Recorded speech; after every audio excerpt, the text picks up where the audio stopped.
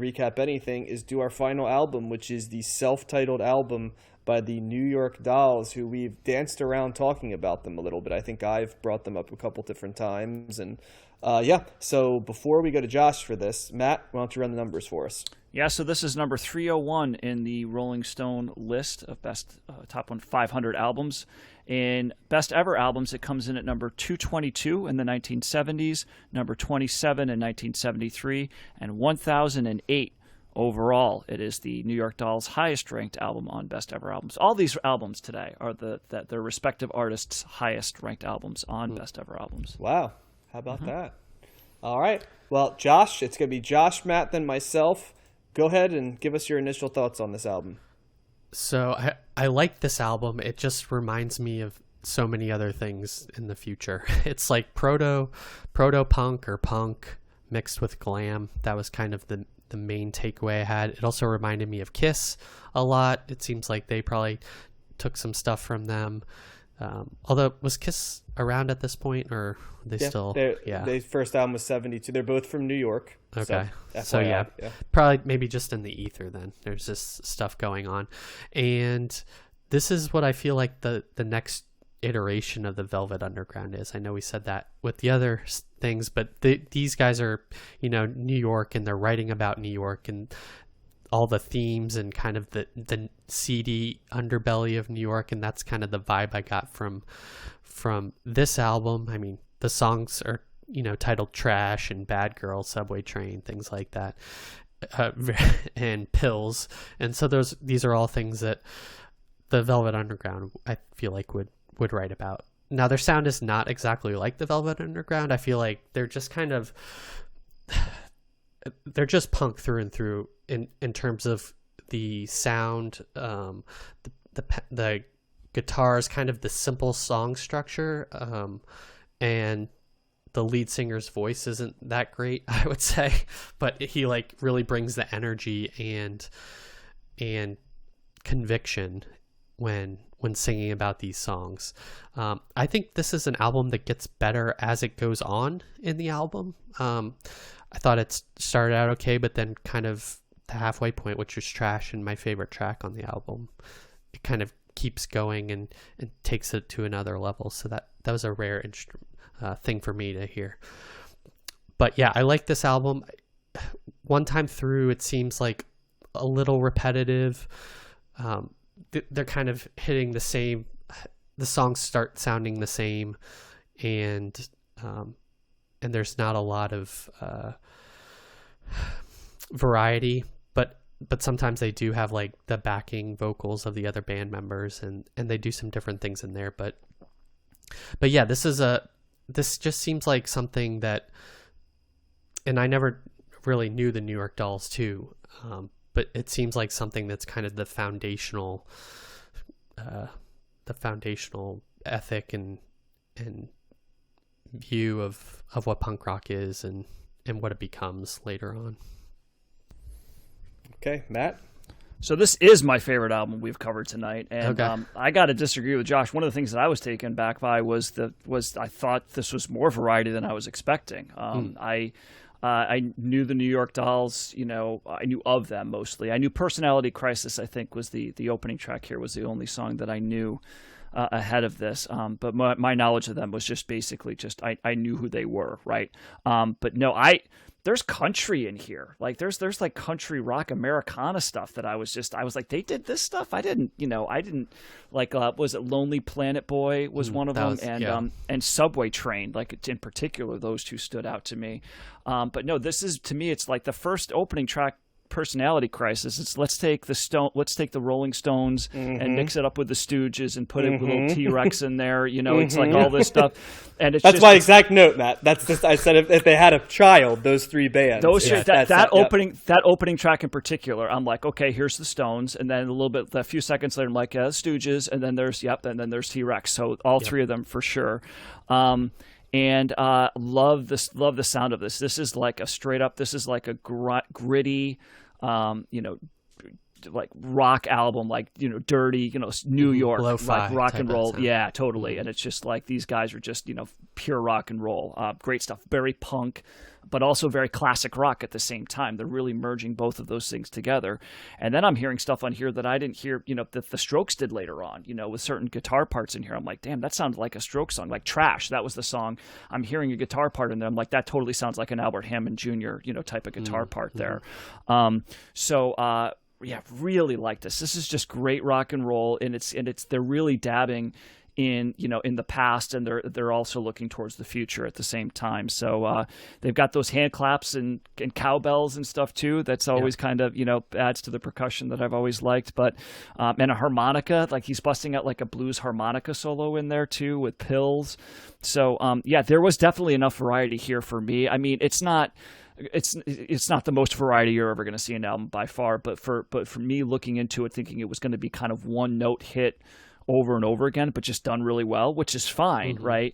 I was taken back more by the fact that I was like, wow, I didn't realize that they kind of, diverted into other areas, other types of genres as well. So I like that. I like the fact that every couple of songs they threw in more of an acoustic, country Americana song, that they did the punk thing, but they did the classic rock thing, and blues, lots of blues and pop. This is hitting a lot of areas for me. So great album. Really liked it on one listen, and I would definitely go back to this again multiple times. It's one of those things that I'm like, how did I not hear this before? How did nobody I ever came across be like, hey, listen to this album, or just like walk in on somebody listening to this record and be like, what the hell is this? This is awesome. So big thumbs up for me. I really enjoyed it. I'm often amazed that you guys haven't heard some of these albums. I had to put myself. I mean, this is a fucking fantastic album. Like, it's everything that I like before it, right? In that there's Mick Taylor, sleazy blues guitar, Mark Bolan vamping glam with the lyrics, the Velvet Underground's like look at storytelling that's not too over the top of seedy New York. Iggy Pop's like in your face, the Stooges vibe of grinding like DIY sound, and then it's here in the 70s where it's colliding against all kinds of shit that we know, like Rundgren's producing it with that sound and you can hear it, and it's in the same ether as the stuff Bowie's doing, and then God, there's so many bands I love that came from this, and I disagree with Josh. This is all over the place, like Matt said. I mean, I've said many times, I think I said it in the thing, like you can't know Guns N' Roses without knowing the New York Dolls. They literally are a repurposing of the New York Dolls, is what Guns N' Roses are. And I'm sure Matt will try to make it sound like Guns N' Roses just came, but they didn't. This is like where Guns N' Roses came from. This type of guitar. You even look at the New York Dolls and they look like Axl Rose in the 90s, especially Welcome to the Jungle. There's a lot of that stripped down, part punk, part sentimental songwriter that, like, The Replacements, another one of my favorite bands. There's tracks that sound like The Replacements wrote them on this, especially Sorry Ma, that album, Hootenanny. Those albums are so influenced by this. Of course, the Sex Pistols and stuff. I mean, this was the first band that Malcolm McLaren tried to do the Sex Pistols thing with after they didn't sell. And it's all over the place. Not to mention, Matt, like the beginning tracks, there's a song where for like 10 seconds I'm like, well, shit, Poison should send them a check for Talk Dirty to Me, because they literally ripped the riff directly off of them. Oh, yes. Yeah, did you catch that? Yeah, no, there you go. I laughed. I was like, there's Talk Dirty to Me. Like, so it's so much of the stuff that, and I don't love, hair metal and stuff. I know Matt does, but there's so much stuff I love and so much stuff that came later. Josh, I think the origin story is that the New York Dolls auditioned Peter Criss from Kiss for the band. Okay.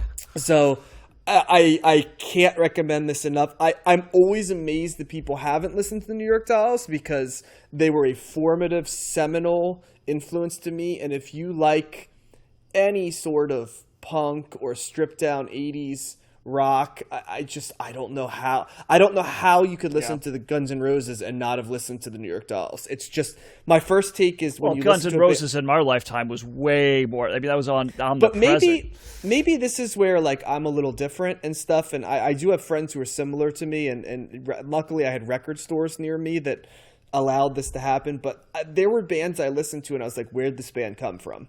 And that's how I found out about the New York Dolls. It's like, here's a lot of stuff I like who are their influences? And over again, it was like the New York Dolls, the New York Dolls, the New York Dolls. And I just kept seeing them when I loved the Replacements and the New York Dolls. I love the Smiths, New York Dolls. I love, early punk, New York Dolls, Guns N' Roses, New York. And it's, after a while, you're like, well, I got to fucking listen to this album. And Kiss, it's all stuff that I like in the ether in different places. And and then you listen to this, it's like, well, yeah, shit, this album's awesome. And the other thing that's always fascinating to me is when you have a band that sounds like bands that sold later yet didn't sell in their time is a fascinating thing to me, because I know they sold like shit and had to break up early because of it. And it's almost impossible to think that this couldn't have sold, but I guess you have to be the first, you have to climb Mount Everest before everybody else, right? And that's what this album did. It climbed the Stooges and they climbed Mount Everest to give me the music that I would love and we're going to be listening to throughout the 70s. So like highest recommendation from me. It's going to be real high on my list of the 70s. I don't need to listen to this album 2 or 3 times. No. It's just you either get this or you don't, I feel like. And if you don't the first time, I don't know if like listening to it a second, third, or 7th time is going to get it for you. It's just a perfect amalgam of stuff I loved before this, stuff I love in the era, and stuff I loved later. Yeah, awesome stuff. Yeah, I'm surprised that this isn't ranked higher on best ever albums. Like this seems like that, like 222 in the decade. Like that just that doesn't make sense to me. It's almost as if critics don't know a lot about music sometimes. But this isn't like this. But they're still like you look back. It doesn't surprise me that they didn't sell, right, and that they had to break up early.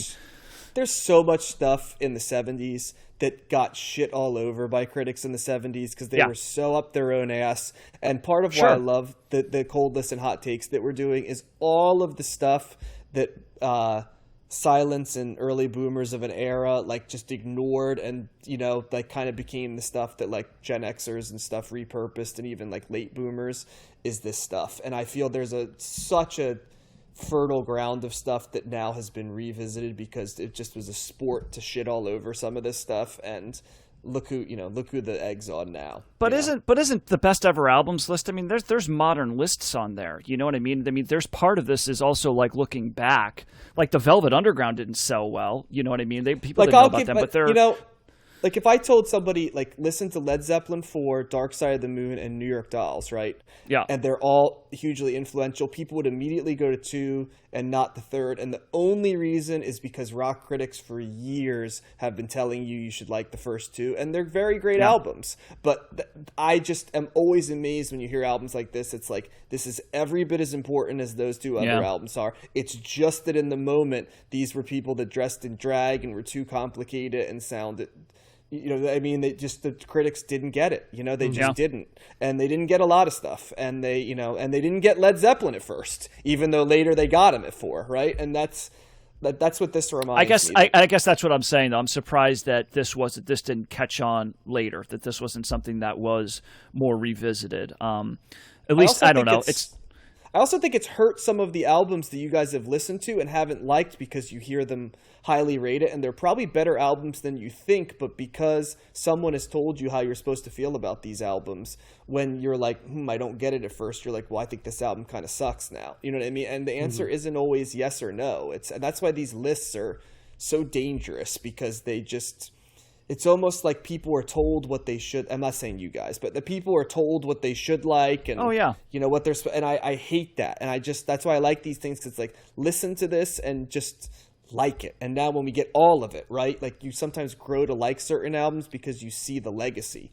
And it works both ways too, because there's plenty of things that people are like, you need to listen to this, and it's like, yeah, you really do, because they're right. Like But it's interesting you say that, John, because it's not like I thought Guns N' Roses just invented all the stuff that they did. I just thought that they were really good. But I didn't, like, growing up, I didn't really have much of a interest, or like, it wasn't a focus of mine to be like, okay, where do these guys come from, and then do that history. I just listened to what sounded good, and if it came out, if it was a recent album or if it was something that came out 30 years ago, I would have been like, okay, I like this. I didn't really get more into the history of stuff until probably later on, maybe in college. And even then it wasn't like, I don't know. I think that Spotify has really changed that, because still back in those days, even if I had heard of the New York Dolls and like this, they're an influence on all these bands that I love, I would have had to go out and just pluck down, close to $20 on a CD that I really didn't know a whole lot about, that wasn't getting any radio play. I couldn't just pull up a song on YouTube or something like that. So I kind of just was like, okay, that's interesting, and unless somebody was playing it for me or I had somebody do that, introduce it to me, I was much more likely just to kind of let it go and just be like, okay, maybe I'll get around to that at some point, but it wasn't a priority. So it's interesting. It's just a different way of focusing on music. But I definitely think that had something to do with it. If I had Spotify, that would have been like, yeah, let's put it on. Let's listen to it. And I just didn't have that. To me, if I didn't have the ability to dig back in I wouldn't be nearly as into music. To me, it's I think that's why we look at Bowie differently. Like, you got to Bowie from a greatest hits albums. And for me, it's like, it's impossible for me to think of Bowie without thinking of the personas and the albums and the chronology. And it's just one's not worse than it probably goes into like how we accessed music. Like, I was very lucky where I grew up. I was around all these record stores, and I had a lot of older brothers of friends, and I had a lot of people that had music floating around and made tapes. And you'd go, I had friends that we'd go to like record stores, and you'd each buy a CD to try to get stuff, and you'd each fucking trade the CDs back and forth with everybody. And then you were in subgenres. I was around music a lot, and because of that, the journey is almost, that's when I thought of this podcast. That was part of what it was. If I had just been listening to like what was on the radio in 1995, right, I don't think I ever would have, not that there wasn't good stuff, but I don't think I ever would have gotten as into music if I didn't want to look backwards at what influenced it. Yeah. And now the cool thing is I can invert it and look at, I'm old enough now that I can look at what followed from a reference point of when it was new to me and look back. It's like the best of all worlds. I love it. So, I mean. Yeah, I had the mall. I had that too. That was all I had. I didn't have cool record stores in upstate New York. I had the mall, and I had friends that listened to similar music that I did that was all recent. It was what's on the radio, what's playing on the Edge. And then let's go get this Offspring album. Oh, I like that a lot. Okay, what's next? Oh, let's get this Weezer album. Oh, that's great. I was never like, hey, where'd the Weezer come from? Or I never, it was. You didn't. So that's really interesting to me. Yeah. That, like, you listened to Weezer and you didn't say like, ooh, because for me, and maybe it was having access and stuff. I don't know. I knew stuff like if my brother played something or if I heard something from my uncles, I was like, oh, okay. But I was much more interested in modern music, what was coming out at that time. Yeah, like for Weezer, for example, like to me, part of the Weezer origin story is that Rivers Cuomo sat in his basement, like in his garage. You actually wrote a song about it, In My Garage, where he just tried to play like Ace Frehley. That's like why his guitars sound so big, Malad's right in many ways is him trying to play big guitars. Like, and to me that stuff's fascinating because it doesn't sound exactly like it, but then when you hear it, you're like, oh shit, well, okay, I get that now, Yeah. And and then he dabbled in like Big Star, right? And that was the other part that made the tight hooks, right? And so I don't know. I guess I've just always been curious about, but I think that's why the podcast is good, because we're all coming at it from different angles. So this album still rules no matter how you look at it. So yeah, for sure. Yeah. No matter what angle you come at it from, it's awesome. So what were you saying, Josh? Oh, I was gonna say, I was kind of the same way. I didn't have any research into music when I was younger, and really kind of the equivalent would be movies for me, and I was doing that research when I got into movies, and I can see the connections between films and what filmmakers were into, and the same thing. There's lists for movies that everyone says are the greatest movies, and are they really the greatest movies? Or there are some movies that are really great, but people have heard people say you should see this movie so much that they hate it by default because Yes. they don't want to like. They don't, Yeah, it's like, oh, everybody said this can't was a great appreciate movie. it. Then you watch it and you're like, that's it? That really? Like, Yeah. expectations definitely have something to do with it. You know what I mean? Because it shouldn't be that way, John. But I mean, that's how we're people can be influenced by friends or family or just critics or whatever. And you hear something enough, you're like, okay, and then you finally get around to it, and you're like, what? Yeah. Why? Okay, slow down there. I think you guys know me well enough to know two things. One, like I can almost like process nothing without having context, like details and individuals. My brain just, for better or worse, does not go there. Like everything demands context from me, and anything that doesn't have context usually loses me pretty quickly. It's not a great way to live, but it is, who I am. And then the second thing I would say about that is you have to balance that context out without becoming a snob, right? And so one of the things that like I really try to remind myself is I like a lot of stuff that other people think is shit, and I think that keeps you honest. You know what I mean? Because that's also how you know I'm not getting drawn around with like, is my personality driving what my music should listen? And Josh, I would imagine with films, right? You know what I mean? It's kind of, I imagine it could be easy to just, there's a film and it's not heavyweight and I'm a serious movie person, right? So I can't like this movie that's not serious enough, Yes, right? And exactly. It's key to every once in a while remind yourself of, I remember reading about the 5-star chef who, when they said favorite meals, he named like 2 Michelin restaurants and then like 5 guys. Right. And it's like, well, all of them are good. I love all of them exactly the same, but in different ways. And it's like, it's important. Yeah. Mm-hmm. Yeah. Like anything you're into, the more you find your subgenres and things that you like. Like I'm a huge fan of Asian cinema and martial arts movies. And some people would say those aren't like the high end art genres, but that's just one of the things I'm into. Same thing with, like, and Martin Scorsese hates Marvel. Yeah. Yeah. Right? Yeah, exactly. And then people flip out. I know. That's not real movies. It's like, well, but this, it is cool doing this. I do like doing it. And it's one of the things that keeps it interesting after all these years. You think you have a grasp on what you like and what's good and stuff like that. And then you just hear an album and you're like, how did I not know this before? Or how did, this is awesome. So I like, that's certainly fun about doing this. But at the same time, you also get the stuff that you're like, this is what everybody's been raving about all these years, So it's a mixed bag, but everybody's entitled to their opinion. And to end this segment, my favorite thing is that the New York Dolls in 1971 went from playing a first performance on Christmas Eve 1971 at a homeless shelter to about 6 months later opening for Rod Stewart in London. Wow. So you want to talk about Can you imagine that? Like, maybe Rod Stewart's a great performer, but like that would be one of I could see myself walking out of that show going, man, that opening act just murdered the headliner. Well, here's the thing. And we've joked about not loving Rod Stewart stuff, but can you imagine going from forming in 1971, playing like homeless shelters that where probably most of what you're writing about is right on display in front of you, to opening for fucking Rod Stewart? Like, super mainstream, like I didn't even just know must that have been shocking. That's a venue people play homeless shelters like that. Well, that goes to show you though, like what that can't you imagine the Velvet Underground playing a homeless shelter? Like it's that like. Look at all the bands that came out of New York City. I mean, when they talk about New York City being grimy in the 70s, look at who came out of it. It's Velvet Underground, Lou Reed, in there, New York Dolls.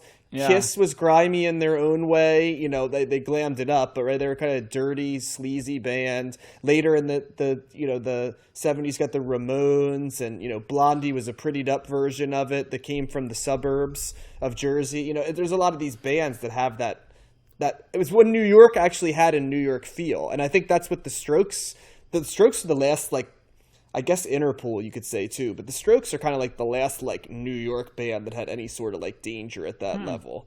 So in my opinion, because after that it's Giuliani's New York, in the 90s, and that's not New York.